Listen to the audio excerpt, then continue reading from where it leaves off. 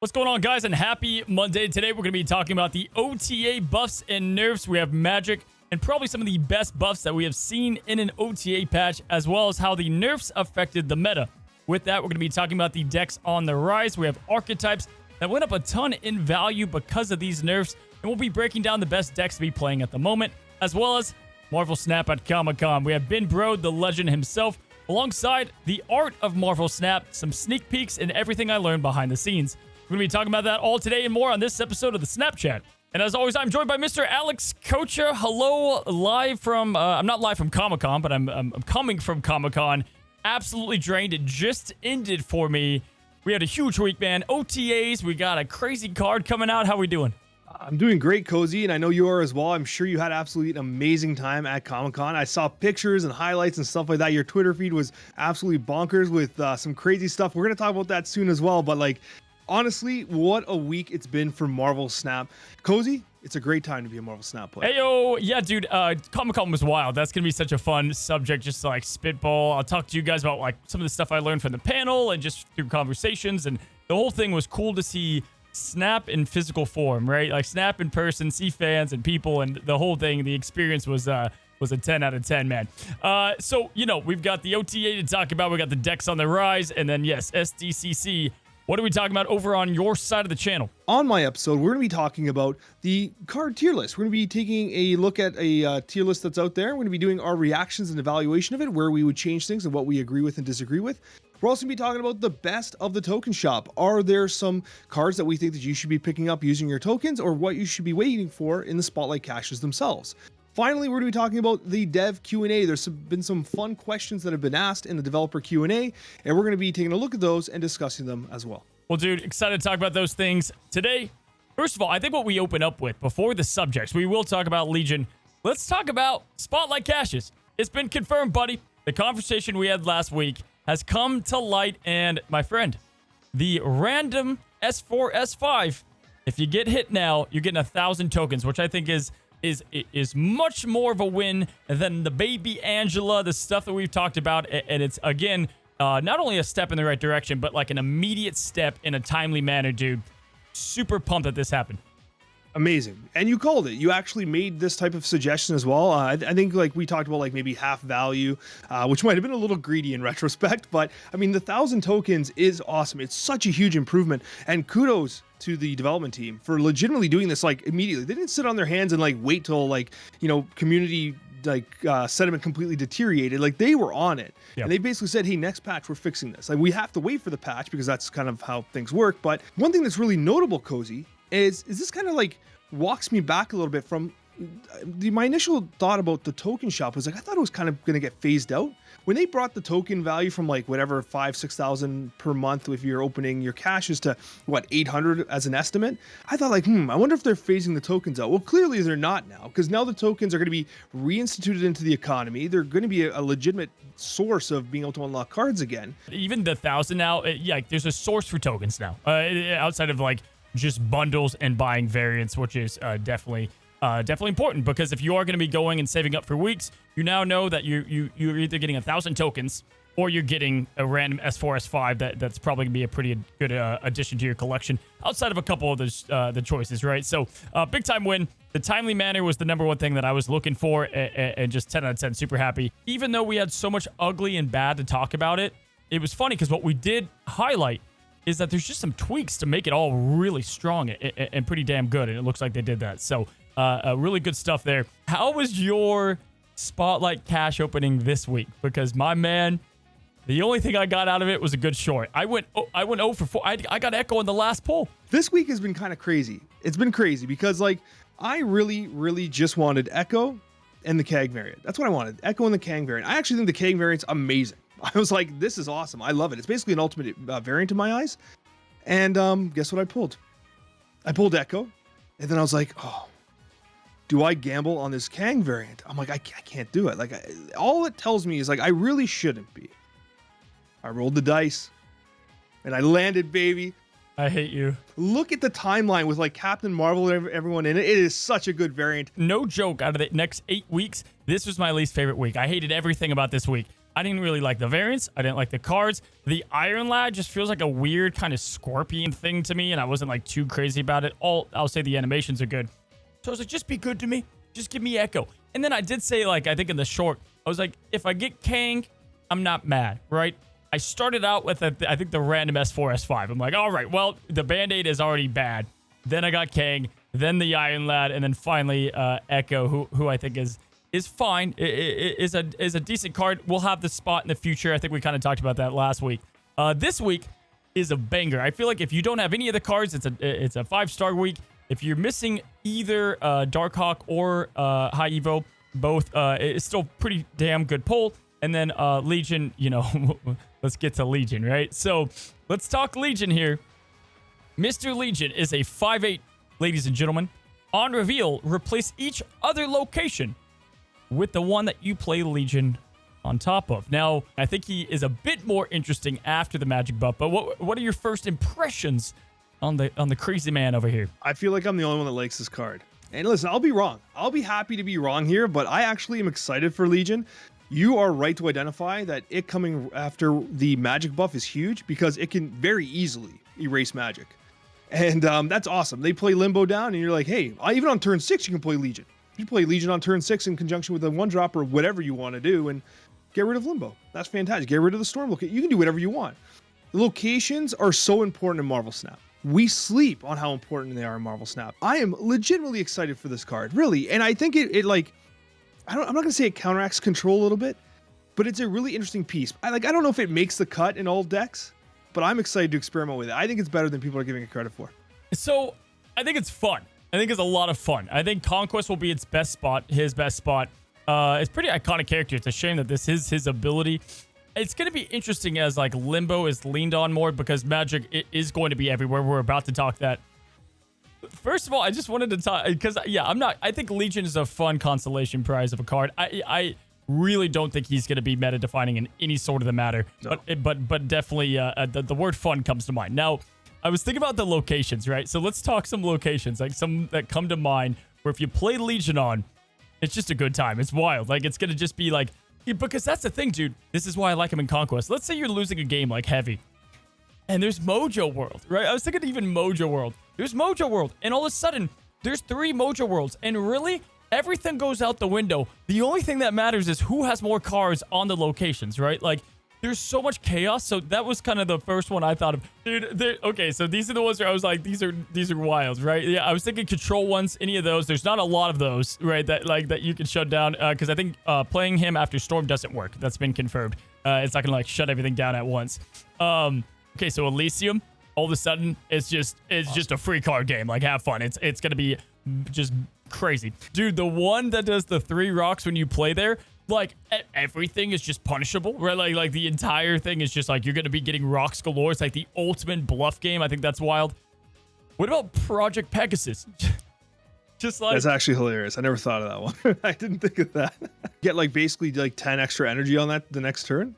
I want to break down all the locations and like see, okay, how many destroy favored locations are there? How many Patriot favored, right? And see which archetype has the best location variance, and then you just plug him in there. And you're trying to like high roll for the favor, right? Like that's, and you have up till turn 5, like a Patriot deck just plays great anyway, right? And you kind of play up to that. I think that's kind of a cool way to play them. What about like Quantum Tunnel? Like all of a sudden, everything's just a casino. Like you play something and you're not guaranteed anything. But some of the other ones I was thinking of, Titan. All of a sudden you could have 6 cost cards for 3 costs. Absolutely insane. Warrior Falls is just a bloodbath across all the 3 of the locations. Obviously like Bar with No Name, Death Domain. Those are just like savagery of like what's happening here. And I also thought Space Throne was kind of cool because here's the thing. If you play him on Space Throne, people aren't playing on Space Throne till later typically, like they like to save up their cards. And then all of a sudden you know that maybe you leave one of the other locations open, you play him on Space Throne, and then their other cards just got locked in and they can't play anything else. And so I think that's like kind of interesting to play him in. Obviously Jeff, I think will work with him a lot there. I don't know. Here's the thing. He's going to be the worst card in every deck he's played, period. I think so. I don't think he's a good card, man. But I do think he's super fun. And the surprise factor of him alone is what's super unique about him. It is. It's definitely gonna be a surprising card. And the thing that's wild about it is like you can't really anticipate what locations you're gonna get, right? Like we don't really have much location control. Of course, we have the Limbos and we have the Scarlet Witches, which is the opposite of control. And then we have, like Storm and etc. And to some degree, Snowguard. Okay, does Snowguard become more relevant with Legion? Like, I'm just trying to think, like, are there combinations at play with Snowguard that become more relevant? I don't know. Like, honestly, I just can't wait to get my hands on the card because I actually think it's pretty fun. Magic and the huge OTA review. Now, I want to start off by saying, my God, I am here for it. I'm here for the risky buffs. I'm here for the let's just pull the trigger and see what happens on some of these changes. And Magic here kind of led the spear of these changes. Bro, what are your thoughts on the OTA as a whole? The OTA as a whole is fantastic. I mean, that is a complete shakeup of the game. That's bigger than patches. It's bigger than, like, we call it an over-the-air update, but that was like a massive change to the meta. I loved it. I felt like we were spoiled. I couldn't believe they made that many changes. Like usually we get a couple. They nerfed the best deck in the game and bounce. They buffed up a whole bunch of cards that need to get buffed up. Some of our favorites that we like to talk about are still dodging them somehow. Uatu no love, Punisher no love, but maybe that day will come. But regardless, like the change to Magic, it like completely redefines what the meta is. Like it's so impactful. Going from 5 to 3, but maintaining its ability is huge. That's like an insane buff. Yeah, so about 3 months ago, this is the card that kind of entered my radar, and it was like, I think it led the thumbnail of the card I wanted to get changed. It was a card that I missed from the beta days, and I think I suggested a 4-cost. I thought a 4-cost felt really good about the card. I think I mentioned 3. I thought it was going to be a little bit too strong, which maybe that's where we're at now. Not even strong, I think relevant is maybe the term. What's so great about Magic, we're going to start here. We'll get to the other cards. What's so cool about Magic, man, is that it's a card that works in practically any archetype. It practically is going to benefit just about any archetype. And all of a sudden, I'll pull up the synergy graphic that I have. You just have like so many cards that are going to be better because they have more turns to get a card. They have more turns to pull off their combo. Obviously destroy, build your Deadpool, get your death down, get your null up, right? Little things like that bring Magic into the picture more.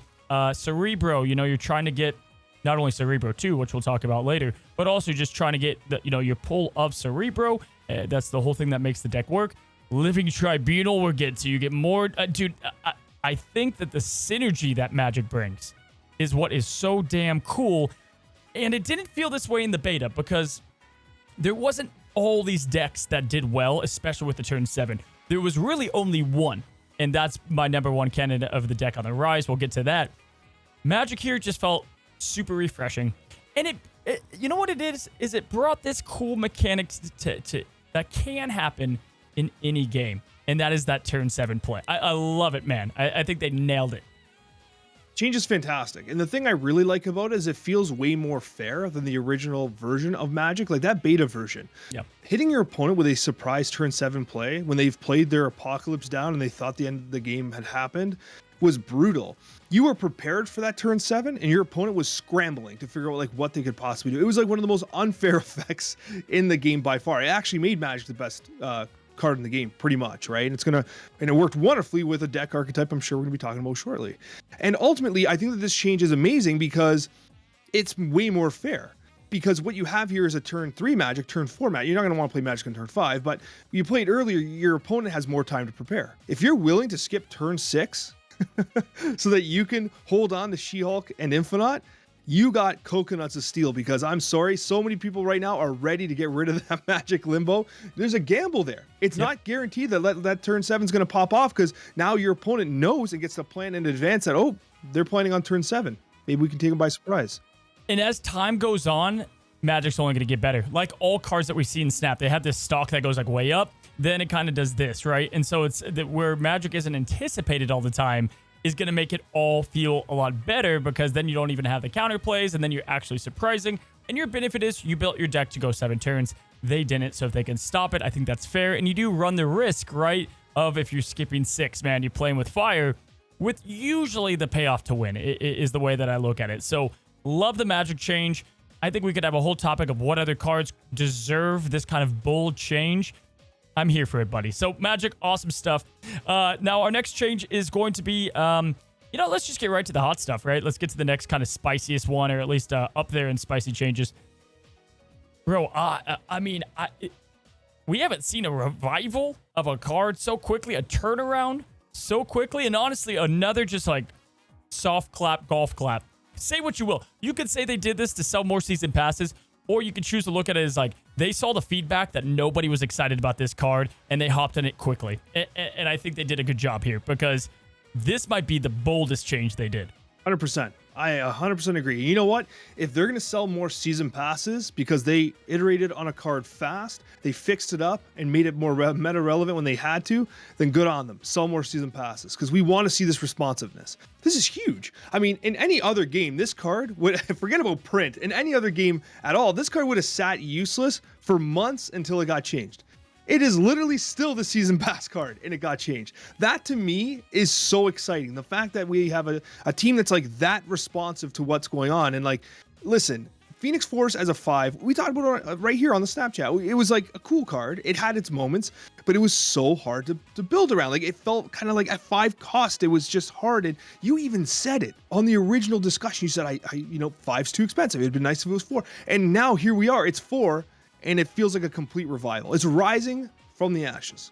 There's so much to talk about from Phoenix Force. I feel like the perfect thing about it is like Legion here. The worst part about this card is that he's a 5 cost. The 5 cost is just such a bad cost, man. It's you have to have significant change or impact for you to be a 5 cost card, especially because Zabu's a thing. So when you're even 1 down, you've entered this whole other tier, right? That can just like get a variety of play. 3 obviously has the Silver Surfer stuff going on, and then 2 and 1 are just cheap for what they can do.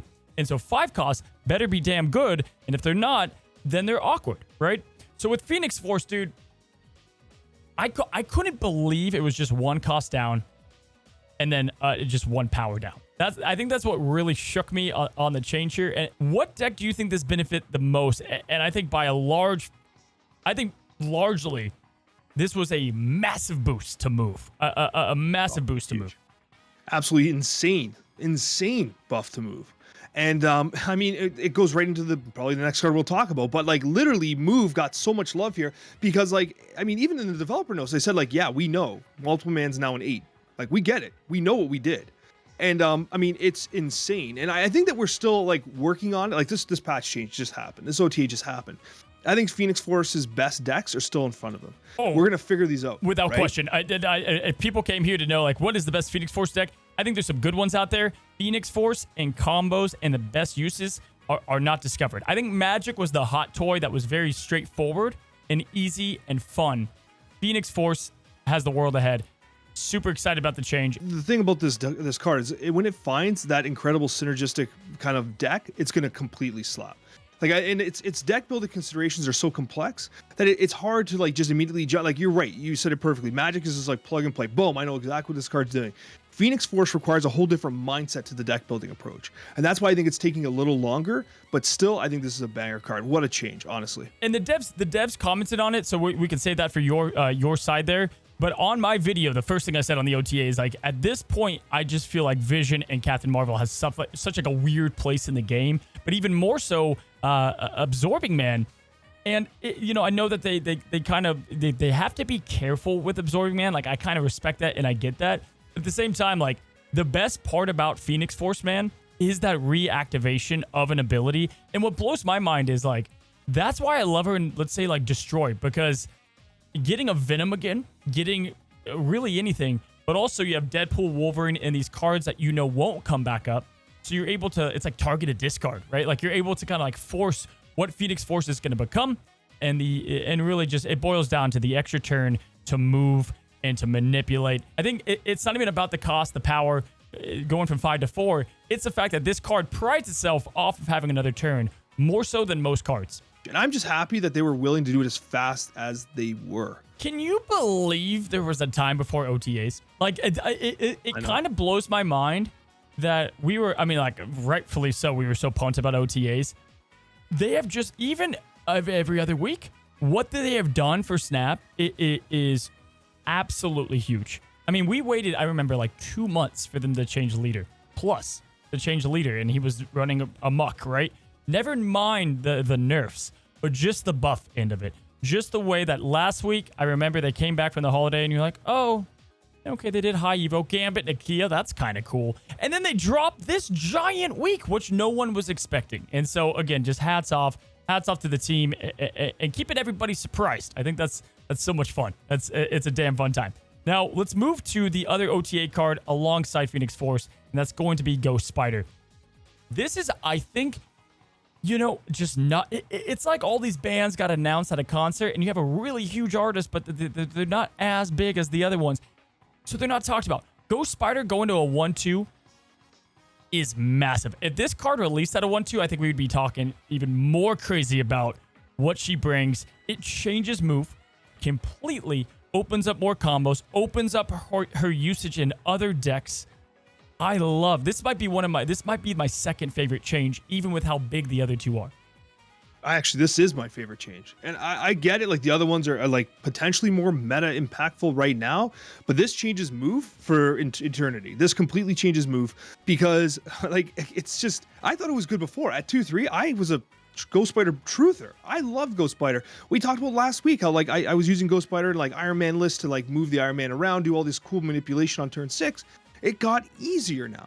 And the crazy thing about it now is, like, if you think about what move has in terms of tools, you have Ghost Spider that can basically in reaction move a card left or right, or you have the option of Iron Fist, which kind of locks and loads the move to the left. So you have like similar tools that have a different type of performing function. Again, this is more tools for move to basically do its thing. Now you have the opportunity to play Limbo relatively early. You can play, you know, now you have that extra turn to continue moving whatever you want to move. You can Heimdall the move stuff back. It is crazy. It's crazy what Ghost Spider does for the entire archetype, and I'm all for it. Even with the magic change, this was the one I was most shocked about because I felt like maybe she wasn't like insane as a 2-3. I just felt like she belonged where she was at. I was like, this is great. This is another good, like, up the ramp ladder of energy. This works out perfectly of a 2-cost card. A lot of fun plays. You can do Wave and her on 5. You know, you got some of this fun stuff.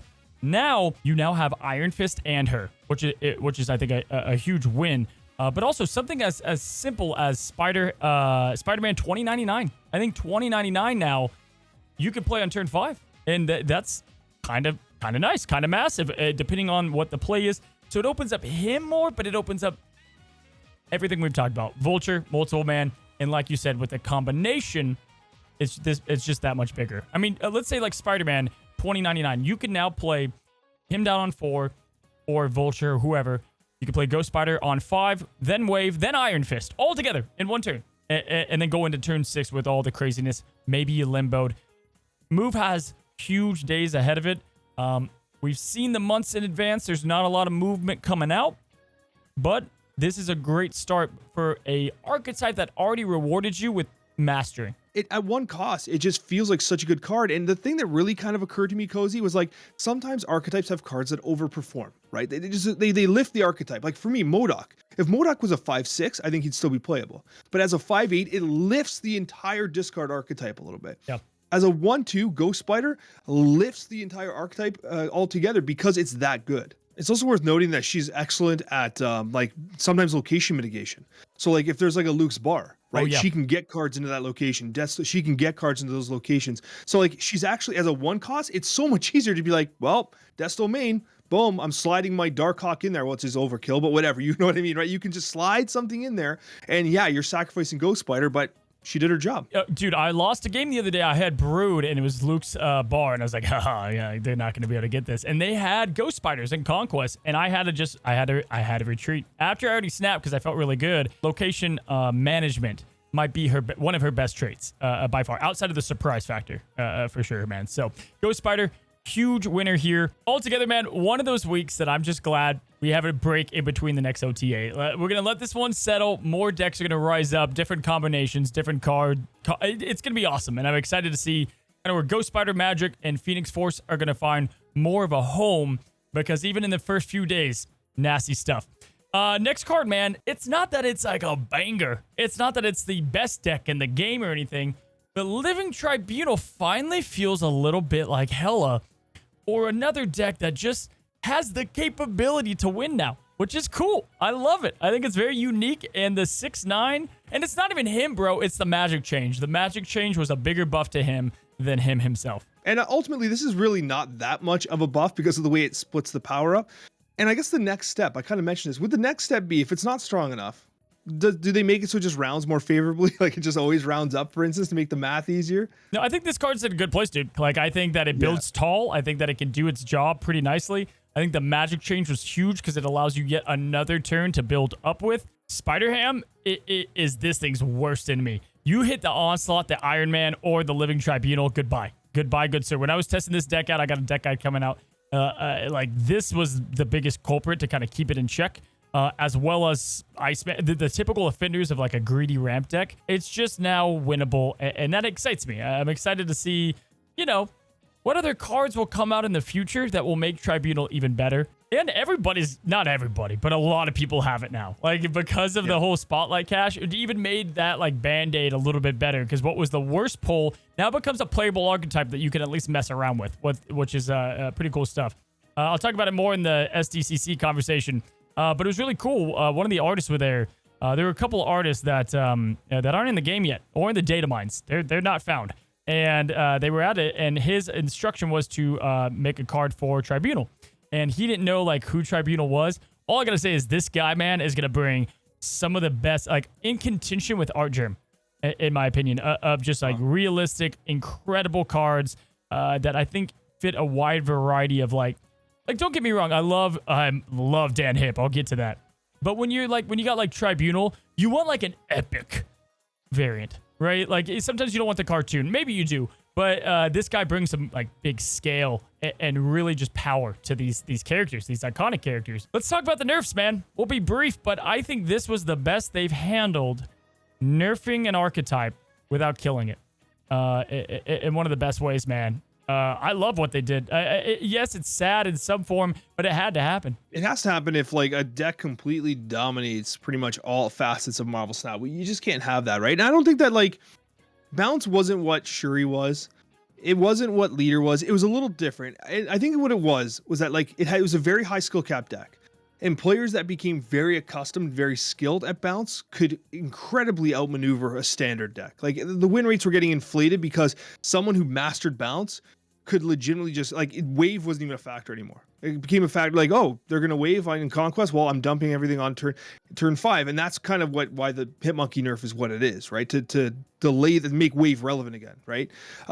It's just crazy to think that like they had to kind of hit 3 cards in a small way to kind of bring it back. Like, was it really those 3 cards? Like, it's funny because like I'm almost positive we actually called that the Spider-Ham could go 2 cost. I'm almost positive we said Spider-Ham 2 cost. Yeah, I think we said either make Iceman have the ability, bring Spider-Ham's power down, or his cost up. And they went with cost up. It's crazy that to what you just said, they targeted 3 cards, and all 3 of them didn't get to a point of not playable. I get that you guys are going to be frustrated that maybe Hitmonkey isn't what he was, but they didn't take away what Hitmonkey can do well, or they didn't take away what Kitty Pryde does. Now, they didn't address the priority dodging that this deck does, and it's the best thing that the deck does, but maybe that's its identity, right? Just like Negative can pop off like crazy if it gets things going, maybe that's some of what it can pull. I think it still could be a problem, but this was a really good start, and I think it is going to affect the deck.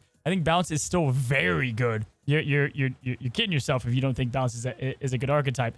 Their mission, again, wasn't to make Bounce bad. It was to make other decks rise up to the competition of what it was. I love what you said about the priority dodging. That still is huge, in my opinion. It still gives Bounce a massive advantage in a lot of situations. But yeah, I like Hitmonkey. I in my experience with Bounce, like it's still just good. Like it still has its identity.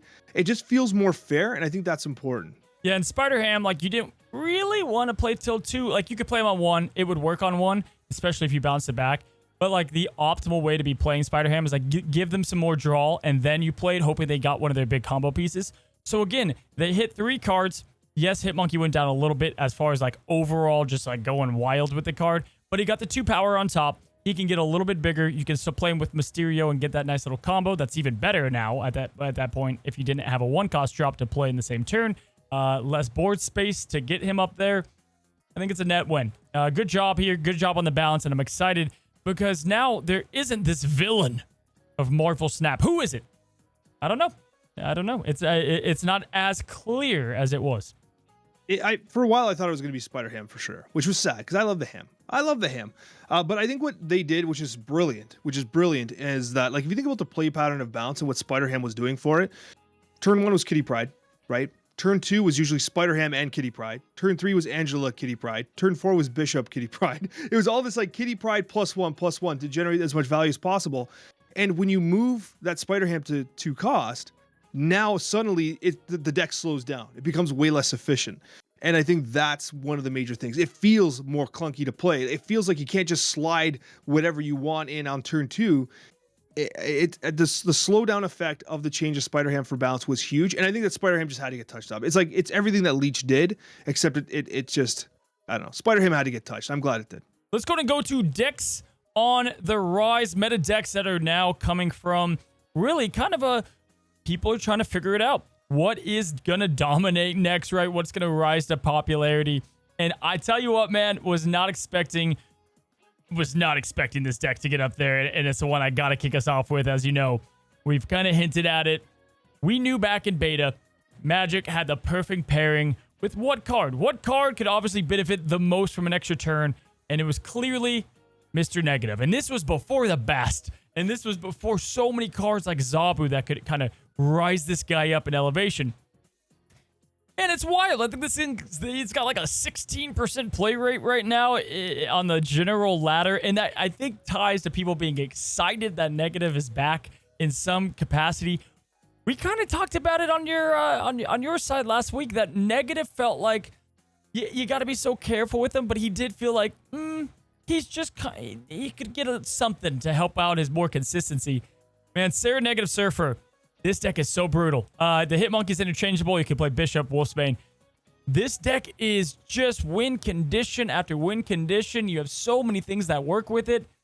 And this isn't the only Mr. Negative deck you could play, but this one just feels so damn good, Alex, because of Magik being a 3 cost. I got Hitmonkey being a 3 cost. The Wong, there isn't a bad pull to get with Negative. Have you played this thing yet? Yeah, I've played a lot of it. And I'll be honest with you, full disclosure, I'm not a fan of Mr. Negative. I've never liked the playstyle because it's like, I win when if I draw him. If I don't draw him, I lose. And I do the usual, but like what I've been experimenting with, what I really like is I take out Zabu and I use Psylocke. Because it gets, let's say if I need to get Sarah out early or whatever, and a little bit there. I prefer the version with Wolfsbane because I love Wolfsbane and Wong. Like, it just makes me so happy seeing it go vertical. But where this deck just takes you by surprise is when you top deck that Iron Man and you're like, this game's mine. Like, I can't lose now. Like, I don't care what you do. I'm gonna win because like Mr. Negative so disproportionately benefits from those late game draws, unlike any other deck. That Magik synergy, just giving you that opportunity, just keep drawing cards. Every card you draw is an absolute banger, with the exception of Zabu. If you don't get it Zabu early, right, and you draw Zabu later, it feels awful. But outside of that, it's all gold. It's the meme as old as time that Mr. Negative's hidden ability is that he doesn't come out till turn 5.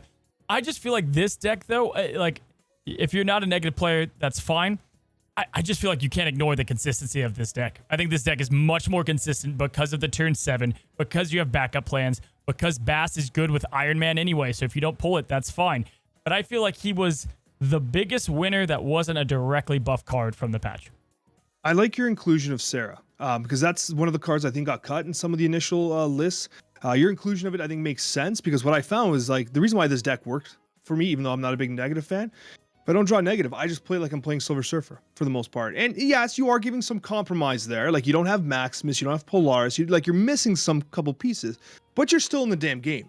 And that's why Zabu's in there for me, is because if you don't pull it and you have the Zabu down and you can play Sarah, your Wong all of a sudden now is looking at a 2 power, man. So you're able to pop off with the double surf hit.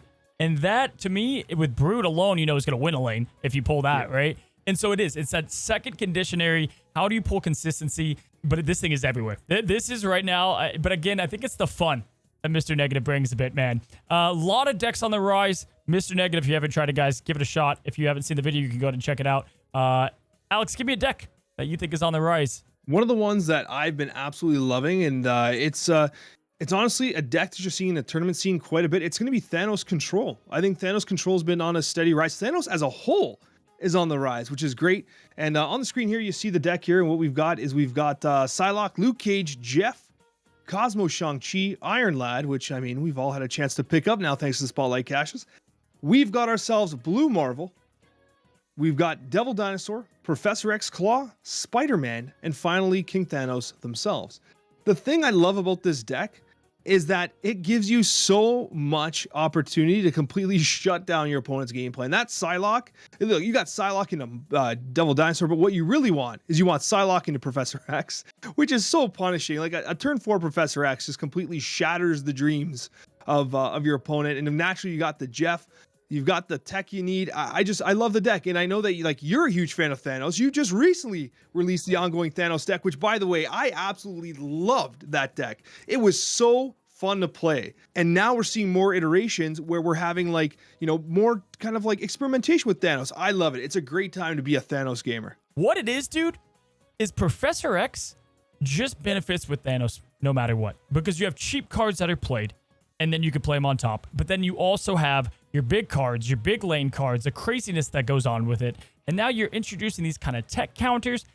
Thanos Control, or I think I call it King Thanos, whatever you want to call it, dude, it's killing it. I agree. I think your deck's phenomenal. In fact, I believe I was one of the ones that released a video. I literally called it King Thanos Cozy Snap in the time because the deck was amazing. It was so good. And you know what? I still think back, Cozy, to one of the first earlier Snapchats where I'm like, I think Thanos sucks, Cozy. And you're like, no, Alex, you're going to, it's going to be an infinite deck. You just see Thanos is going to be it. And here we are. And here we are, Cozy, where Thanos has been legitimately one of the best cards in Marvel Snap for some time. Even if it's not the top deck, it gives you a unique experience. It can get you infinite. It can get you those infinity wins in Conquest. It can do everything, Cozy. You know what? I'll admit it here for the first time. You were right. I was wrong. Thanos is the king. Listen, I just love the type of cards that Thanos is. Like Loki's going to be that as well, where it's one card that introduces a completely different playstyle. And Conquest was just built for Thanos. Conquest was built for the card that gives you a lot of play, gives you great curve, gives you ways to have tools and really manipulate these stones. Thanos, man, it's good to have him back. That's why I made a video on him. It was just far too long that this man was being disrespected and forgotten because of high Evo, and it's good to see him back in the meta. The next one that I think I want to talk about, let's not make this another Silver Surfer podcast, Alex. We got to avoid it this time, okay? For the record, I didn't bring it up. You did. Facts. Sometimes you see a 3-cost card, you're like, Gambit, Surfer, here we... No, it's not always meant to go with Surfer. But Magik and Surfer go together so well because you're creating an extra turn to dump on curve these 3-cost cards that can just dump so quickly, or you can manipulate your Sarah so much more, and you can play your Magik down early. Oh, and guess what? It benefits from the Surfer as well. Dude, I love it. I love it. What a winner from this freaking patch, dude. I can't believe it. This past few weeks for Surf has been insane. It sounds so stupid, but one of my favorite plays that I've been doing, it's like, it's such a meme, but you play Magik, and then you get good old Rhino. And then on turn 6 with your Sarah on board, you basically just like you play like your Rhino Killmonger and your Silver Surfer. You blow up Limbo on turn 6. It's just so stupid. The magic trick Silver Surfer deck. I like it, but you're just having a bunch of different builds come out of this. And now negative Surfer, you're having, ones with Rogue, you're having Control, ones that kind of build up tall. It's cool. It's cool to see where the variations of Surfer is going. It is interesting, in a few months from now, are we going to look back, and am I going to clip this and say they're kind of in a hole? Because it's, if they nerf a card or buff a card or bring a card out that's a 3-cost, Surfer. If it's a 4-cost, Zabu. Everything else, is it awkward? Especially 5-cost. And that's the problem with Legion, is that you just find this weird 5-cost area and what to do with that. It's tough. It's a tough pickle there. I don't know. I'm a huge fan of the card. It's one of my absolute favorite in the game, so I don't want to see it go anywhere. So I'm just excited that people are seeing what I've always seen in Silver Surfer. And the thing I love most is that it's an archetype that's so flexible. If you're seeing lots of ongoing, right, you throw that Rogue in there. If you're seeing lots of bounce and buff stuff, you just throw the Shadow King in there. There's so many ways you can approach Silver Surfer, and I'm all for it. Next deck that we got to talk about that's on the rise, not even on the rise, because I think this is one of those. There's decks that consistently perform well, like Shuri's doing really well at the moment. We're not going to talk about Shuri on screen, but consistent power Patriot is what I like to call it. You could call it Iron Patriot, Iron Lad, Patriot Lad. Having the use of Iron Patriot or Iron Lad with the Patriot card, it's just a way that it's so consistent in these other decks that even if they're consistent like this new Mr. Negative Surfer, it is going to out-consist this deck that can pump up power that also pushes out a ton of power. And so I think the deck here that we've got on screen, it's got Wasp, Mr. Sinister. Wasp, to me, is interchangeable. Because of bounce, you do have the existence of an Invisible Woman and Killmonger package, but you can lean more into these kind of cards like Patriot that you want to go and play into it. You have Mystique, Patriot, Brood, Shang-Chi, Iron Lad, Blue Marvel, Doctor Doom, and Ultron. Doom is still surviving a little bit in these Patriot packages, and I think it's nice to see this thing get play. But let me go to the next deck here. The Cerebro will always be a meme in some sorts, but Cerebro 2, Alex, because of, again, magic, and not just magic, my friend, but my God, it was the first thing that I noticed with the change. Having a card like Spider-Ham that can naturally now curve up in power, dude, I think this Cerebro 2 deck has a decent shot to be pretty damn good. Like, I'm not traditionally a Cerebro player. I'm just not. Like, I tilt out playing Cerebro games because these stupid locations all the time just piss me off. And then now suddenly, right, you got magic in there, right, that you can use to like correct some locations. You got Spider-Ham that messes up their top end while consistently providing you with a good play early on in the game. Alex, before we show the deck, the main deck, I want to talk like now staples into C2, like what's going to make it in there. Obviously, Mr. Sinister is a no-brainer. Right, just a very strong Cerebro 2 deck. Cerebro Mystique, we won't mention them. Brood is going to be, I think, a must include. I think Magic now. I honestly think Magic. Why would you not want to? Because it works so well with what it's trying to do. But never mind just that, dude. What it also does is it gets rid of locations that you need to get rid of. I think that's the biggest thing around it in C2. It's huge. Magic's ability to completely annihilate one location is massive.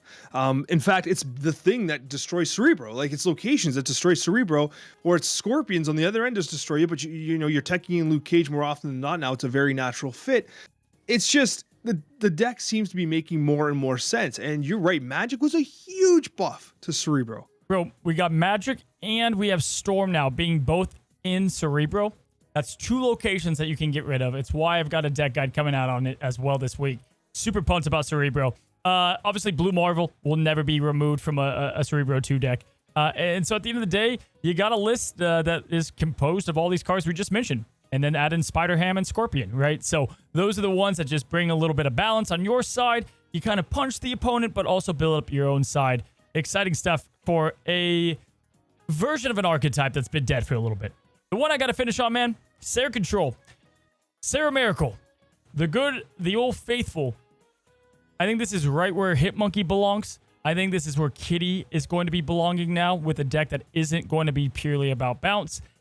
Honestly, I think the Scarlet Witch in here is so good as well to get yourself some magic. This is the staple list, guys. I'll read it off, but Sarah, Enchantress, Shang-Chi, Killmonger, the Nova package, Bishop with Mysterio, right?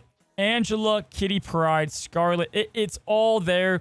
And then the last spot could be for multiple cards. You can go Luke Cage, Sentinel, whatever. I think this is the safe bet in the Infinity Conquest, man. And the one on the rise that I'm excited to see with Hitmonkey and Kitty in it that don't feel like it's bounce. As a whole, Sarah Control feels like it has a very even match spread. Like, there's very few decks that stomp it. For the most part, it feels like it competes everywhere. What I thought took it out a little bit was that you had the verticality of bounce, which it struggled to compete with. But now, with bounce coming down ever so slightly, Sarah Control feels like it's in a much better spot. Yep. It's funny how like maybe one deck really emerging as a favorite deck can impact other ones that are technically really good. And as patches come out and OTAs start to adjust the balance of power at the top, some of the middling and actual still like A tier decks start to rise as well because the matchups improve. And I think that's definitely the case for Sarah Control. Yeah, honestly, it's an amazing call out. It's one of those decks that like if you're only going to play one, if you're gonna play one deck and you want like this evergreen deck that no matter what you feel like you have a chance in every single game, this is the one. All right, buddy. Let's talk Comic-Con. What's a good card to have on screen? I'm going to be showing a lot of pictures, or at least a good amount on screen, of the first year of Snap in Comic-Con, man. And it lived up to the hype. I've been to Comic-Con a couple years, man. About 4 years now. More than a couple, I guess. And hot damn, dude. Oh, first of all, I got to show you this. Have you seen my best split of all time? Oh, are you kidding me? This is the best split I'll ever get in my life. This is insane. Unbelievable. This is a golden Ultimate Iron Man with a golden Kirby Crackle. This is literally the perfect card. Cozy, you've done it. I haven't released the short yet, but I recorded the opening of this and I lost it. I was like at a Justin Bieber concert and I was a 12-year-old preteen just spitting with excitement. I can't believe it. I opened this. You know when you get, I don't know, you make a hole in one and putt or something. And you know, this is, I hit my peak, right? Like this is the best variant I'll ever open. And I know that to be true. I'll never, ever beat this Ultimate Iron Man. But anyway, the Marvel Snap panel was just an awesome thing to witness. It was cool to have not only like a room full of just hundreds of people that were just obviously diehard Snap players, but you had Ben Brode there. You had the man, the myth, the legend of Ben Brode. You had Johnny, who does and handles all of the art, and he works with the artists to get their art in the game. He's in charge of the variants, things like that. Really cool guy. Johnny is a legend. I love this guy. His personality is great. Love the guy. Dan Hip was there, the legendary hipster himself, which was fun. I wanted to see what he looked like because he only has like cartoon representation of himself. He is now a legend amongst Marvel Snappers. You had Ryan Benjamin. When I say like artists in Snap, who do you think? Because there's a few that like definitely like rise out in popularity. What are some that come to your mind? Like Archer for me stands out. Yep. Ryan Gonzalez stands out. Yep. Dan Hip, of course. Dan Hip is like Dan Hip, right? But I'm glad you mentioned Ryan Benjamin because like people might not realize that there is a whole lot of Ryan Benjamin in there. Dude, Ryan Benjamin, get this. Once I saw his art, I was like, that's Ryan Benjamin. Ryan Benjamin has done most of the base art in Snap. He's done a large part of the base art in Snap. He did like Venomized Killmonger, but his style is very recognizable, right? Like, again, I showed you that Magneto for those that are watching, but the other ones that want to know, like America Chavez's base art here, like screams Ryan Benjamin. Like you can kind of tell his style right away. Awesome dude. Really good guy. San Diego local, as well as two other artists that are not in Snap. And we got to see, I look and work in data mines all the time, looking at stuff that's not released, why I do thumbnails and stuff. And we got to see a lot of art, and I'll put some of the pictures I have on screen of art that hasn't been released yet. And what's cool about this is both of these artists, one is what I was alluding to earlier with Living Tribunal, like these epic art pieces. And kind of, you know what? It reminded me of museum art. It was like if it was Regal, Marvel is the way this one guy's variants are, and he's getting a lot of them. And then the other one was like almost, I don't want to say Dan Hip, but it was like playful. This panel was cool for Marvel Snap players, and then I had even a couple friends with me that don't play Marvel Snap, and it was extremely interesting. But we will talk about the spoilers, some of the stuff we saw, right? And I definitely had to mention the first one. I know it kind of floated around Twitter. I got a picture of it. I didn't post it. I didn't want to be the guy that posted it, to be honest, but then I saw like everyone post it. They have now new emotes and reactions. Now the emotes, man, I'll put them on screen. Alex, 10 out of 10, man. They have you seen these before where they have like the memes and everything? Yeah, I've bumped into the Twitter threads and Reddit and stuff like that. Yeah, they look so funny. I love them. They capture the spirit of Marvel Snap really well. Like you can use these emotes and like it's just a positive experience. Like I'm waiting. I was like, okay, which is going to be the one to the new Miss Marvel? Like which is the one that's actually like going to be misinterpreted at all points in time, right?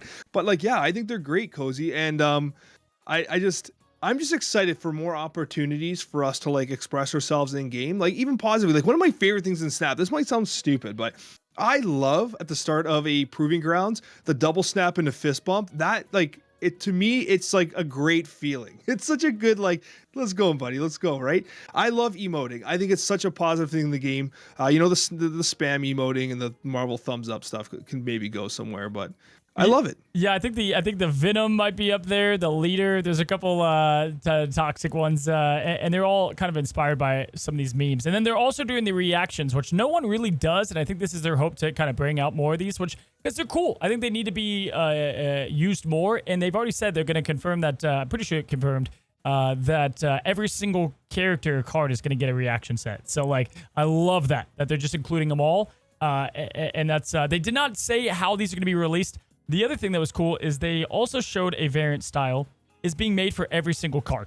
And I'm excited for more of that, like where you can collect every single card in one style. And so that's pretty exciting. They showed a lot of, you know, man, they had the Halloween stuff coming out. Arnim Zola Game Boy. I mean, come on. Perfect for the card. Iron Man at the party. They had a sheep in wolf's clothing, and it was Wolf's Bane with the sheep. Just, I'm here for more fun variants like that. Like that's what I'm excited about, man. Are the fun stuff to have these characters like represented. You know, badass characters are great. Some of these were fun, so that was good stuff. And then another thing, man, is they showed zombies, which I think they've been trying to get. Like zombies and Marvel are kind of together. There's a lot there that kind of cross-pollinates. And we got our first kind of reaction. I think the stuff I saw on Twitter is like, does this confirm token cards getting their art? Yes and no. So the squirrels are going to have zombie squirrels. In case you don't know what we're talking about, Doctor Doom's bots and drones of Ultron, Mysterios, they're all the same art. Now we got a squirrel that's officially a zombie. And I think they are working their way towards a lot more token art moving forward, which is good. I think that's important when you get a variant. Yeah. I agree. It's something that drives me insane. Like there are a few that tilt me out. Like the squirrels I can get, like, okay, fine, they're squirrels. But like the Mysterios drive me nuts. But they fixed it, actually. They fixed the Mysterios. It's the Mr. Sinister that stands out to me. And Brood is the same, but man, you can make the argument Brood, but like the Mr. Sinister really bothers me. But I really like this change. I'm glad that the tokens can get some art, because like they kind of do stand out. Like I have a beautiful art germ Doctor Doom, and then the bots are just the bots. They're still fine. Like it's still good art, but you know, it would be nice to get you know, those variants as well. September, we got some nice variants, and they did talk about the Loki season a bit more. Enchantress finally is going to get her official like Loki representation, which was just great to see the show tie into the game more. And then we've got ourselves a card that has not been seen, and that is Nico Minoru, which I'm sure I'm botching that. We don't know anything about her, but this was not even data mined. We also saw the art for Man-Thing, as you can see both on screen. When the panel ended, the first person I beelined for was Dan Hip. I was just over the moon. This is a picture of me and Dan Hip. Just to talk to him. That's his daughter photobombing. Gotta love it. And just be like, hey, man, I'm a hipster. Love opening your stuff. I was like, do you realize how much Marvel Snap embraces your art? Like, how much people love the stuff you put out? And even Dan Hip, man, what was great is he made fun of himself. He said, you either think my art's great or that your little nephew drew it. Like, there's no middle ground. And his personality was fantastic as well. He's heard some of the Snapchat, so that was really cool to hear. What do you think was Dan Hip's favorite card that he drew in Snap? I'm gonna say his favorite would have been Spider-Ham with the hot dog. Why do you say that? I think it's cool. I think it's one of my favorite that he's done. That's fantastic. I thought it was Helicarrier was my choice. Did you not see a leak on this? It was you're saying out of 300 whatever cards there's in the game, you just nailed it. It is Spider-Ham. That was his favorite card. I actually did not know that. I swear I did not know that. It's my favorite Dan Hip variant. Dude, he goes, the first thing he opens up with is, it's a beef hot dog, calm down. And because everyone was poking fun that it was a hot dog with a pig. You nailed it, dude. I actually got it right. I can't believe it. I actually did not know this. I'm impressed. Because I wouldn't have guessed Spider-Ham. I thought his Helicarrier was like of epic proportions. It's like one of my favorite. I'm not even a Helicarrier guy, but the little Nick Fury on the jetpack, man. Yeah, like I just can't get enough of him. Jamaro, who's the art director of Snap, super cool guy, man. This guy I could have conversations with forever. I was lucky and fortunate enough to go to dinner with the team. So Ben Brode and Johnny and Jamaro, we all got some dinner all together, man. Just the dinner was like a memory, man, that I'll have forever. It was wild, man. Like I went from not ever talking to Ben to having an interview that you knew to me meant so much to grabbing dinner with the guy. And I can confirm, bro, the man is a consistent, positive dude. Just consistency across the board. Now, one other spoiler I forgot to mention is there's a question and answers, which they had to kind of cut short, sadly, because they went over their limit, and Comic-Con's like siphoning people out of this thing, right? Somebody asked about Robbie Reyes as Ghost Rider and that they want to see this representation in the game. And it was funny because they talked about not wanting to do cards that were the same, right? Because there's games where I've played where there's like 9 renditions of Han Solo, let's say, right? I think they wanted to avoid doing that. But it sounds like there's a possibility here where Robbie might get his own card, and some of these other characters that have like multiple personas per se, or kind of like types of the character, the hero, the villain. We could see that in the future, which was also exciting to see where this could all go on that front too. So altogether, man, I think like my biggest, we talked about this with the Post Malone thing, but the amount of people that play this game blew me away. I wore like a Marvel Snap bomber on the second day. And like the sheer amount of people that are like, hey, Marvel Snap, like they are like Cozy, whatever, right? And like that was just hundreds of people I got to talk to. And so humbling experience, super cool, super out of body. We're going to go ahead and end this bad boy. This is a longer version, but I'm glad you guys got to hear a little bit about San Diego Comic-Con. We're heading over to Alex's side of the channel. We're going to be talking about the card tier list, the top cards this month, best of the token shop, and the devs Q&A, answering some questions that you definitely want the answers for. And as always, my friends, we'll see you guys on the next one, and happy snapping.